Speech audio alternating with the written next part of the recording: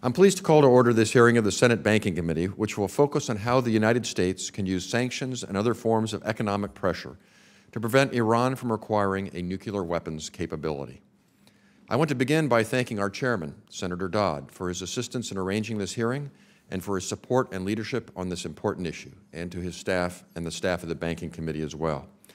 We all know that Senator Dodd has many other demands on his time, and his willingness to schedule this hearing, despite those demands, demonstrates his commitment to confronting this serious threat.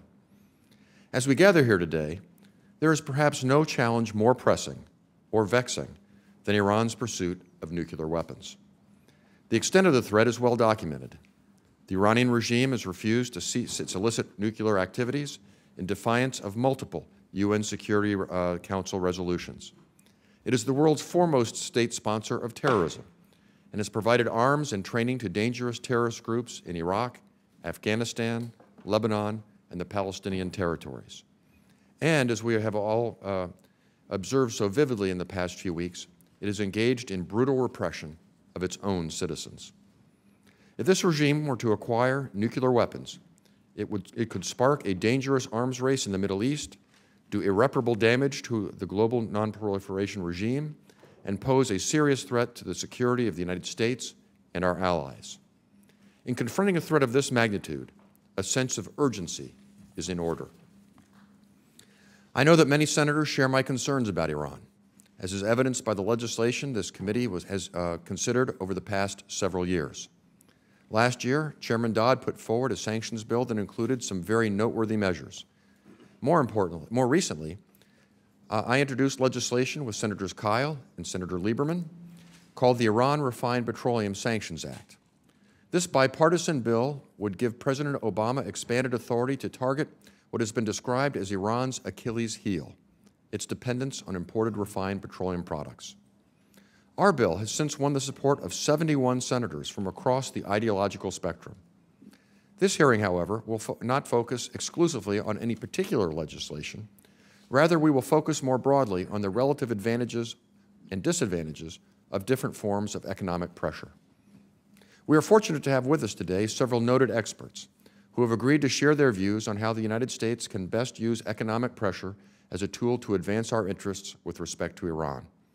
As we consider this question, we should keep in mind that when it comes to Iran's nuclear program, there are unfortunately no easy answers.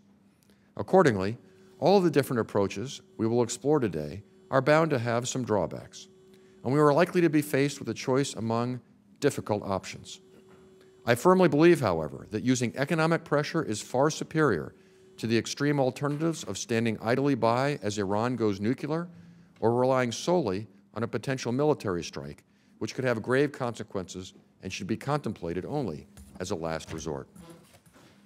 As we consider our various options, we do so in cooperation with President Obama's historic outreach to Iran.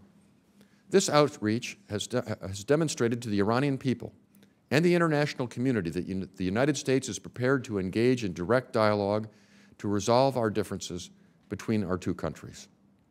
The President's offer of engagement has also put the regime on the defensive and made it more difficult for Iran's leaders to blame the West for all of their problems. While I have supported the President's outreach, I believe that we have been wise to set a deadline for Iran to accept his offer. I'm also pleased that the Senate last week unanimously adopted a resolution that I put forward once again with my friend Senator Lieberman, Senators Kyle, and Senator McCain, that reinforced the deadline by making it clear to the Iranians that they have until the G20 summit at the end of September to agree to negotiations or else to face sanctions. While I sincerely hope that Iran's leaders seize this historic opportunity for dialogue, I believe that prudence demands that Congress begin to lay the groundwork for a different approach should Iran continue to reject meaningful negotiations. Such preparations will demonstrate to Iran's leaders that there will be grave consequences if they do not agree to forego their drive for nuclear weapons. To put it even more bluntly, if Iranian officials are unwilling to sit down at the table and negotiate, then Congress is prepared to authorize what Secretary of State Clinton has referred to as, quote, crippling economic sanctions. With each day that passes, Iran is installing more centrifuges and producing more fissile material.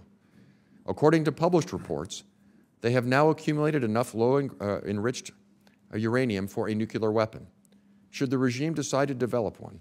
And by next February, they will have enough for 2 weapons. Conversely, our window of opportunity to stop Iran from acquiring nuclear weapons is rapidly closing. The clock is ticking, and at some point it will run out.